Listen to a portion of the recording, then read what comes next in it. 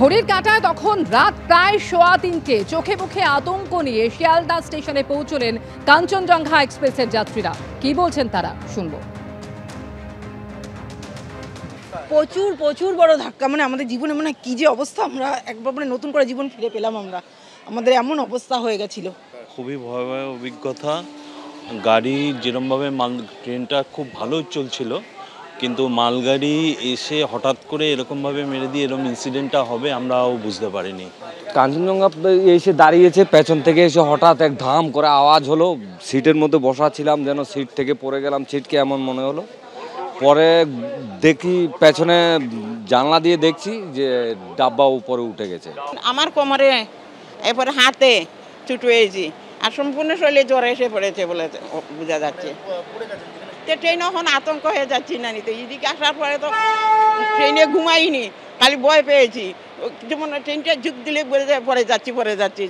জীবন হাতে নিয়ে ফিরে এসেছি, এবার ট্রেনের উপরও বিশ্বাস করা যাচ্ছে না। যাত্রী সুরক্ষা কোথায়? গতকালকের এই দুর্ঘটনার পর থেকে এই প্রশ্নটাই উঠতে শুরু হয়েছে রাজনৈতিক চাপানোতর। ফিরহাদ হাকিম কি বলছেন, শোনাবো। আমাদের এটা দুর্ভাগ্য যে সেন্ট্রালে এমন একটা গভর্নমেন্ট আছে, যে গভর্নমেন্টটা ভারতবর্ষের মানুষের প্রাণ নিয়ে খেলা করে। মমতা বন্দ্যোপাধ্যায় যখন রেল মিনিস্টার ছিলেন, অ্যান্টি কলিউশন ডিভাইস এটা ইন্ট্রোডিউস করেছিলেন। এত বছর হয়ে গেল, এই সরকারের 10 বছর হয়ে গেল। 10 বছর যথেষ্ট নয় সেই অ্যান্টি কলিউশন ডিভাইসটাকে সব জায়গায় প্রয়োগ করার? এতগুলো মানুষের প্রাণ চলে গেল আননেসেসারি, শুধু ক্যালাসনেস অফ সেন্ট্রাল গভর্নমেন্ট।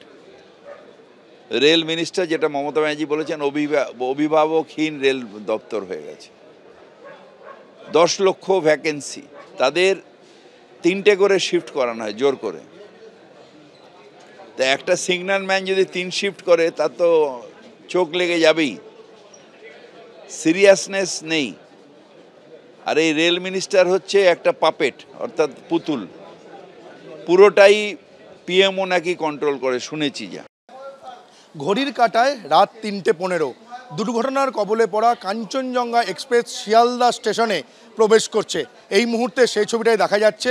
আপনারা জানেন যে নিজবাড়ি এবং রাঙাপানি স্টেশনের মধ্যবর্তী জায়গায় এই কাঞ্চনজঙ্ঘা এক্সপ্রেস দুর্ঘটনার কবলে পড়ে। তারপর একাধিক প্রাণ গিয়েছে, একাধিক মানুষ আহত হয়েছেন। তারপর দীর্ঘক্ষণের অপেক্ষা, সেই অপেক্ষার অবসান ঘটিয়ে রাত 3:15 সময় কাঞ্চনজঙ্ঘা এক্সপ্রেস শিয়ালদা স্টেশনের মাটি ছিল। এবং দেখা যাচ্ছে এখানে যে সমস্ত যাত্রীরা রয়েছেন, প্রত্যেকের মুখেই এখনও পর্যন্ত আতঙ্কের ছাপ। এটাই স্বাভাবিক এবং প্রত্যেকের শরীরী ভাষায় একেবারে বিধ্বস্ত। আমরা তো অনেক ভয় পেয়েছিলাম। 3টা ধাক্কা দিয়েছিল, 3 ধাক্কায় আমরা সিডির নিচে পড়ে যাইবার ক্রম ছিলাম। তখন আমরা আবার দাঁড়াইছি। আমরা যে যাত্রীর সঙ্গে কথা বললাম, শোনা গেল যে এখনও পর্যন্ত ঠিকভাবে ধাক্কা কাটিয়ে উঠতে পারেননি, ঠিকভাবে কথা পর্যন্ত বলতে পারছেন না। এক এক করে যাত্রীরা নামছেন ট্রেন থেকে, তাদের লাগেজ নামাচ্ছেন এবং এগিয়ে যাচ্ছেন স্টেশনের দিকে। আমি কথা বলে নেবো একজন যাত্রীর সঙ্গে। ম্যাডাম,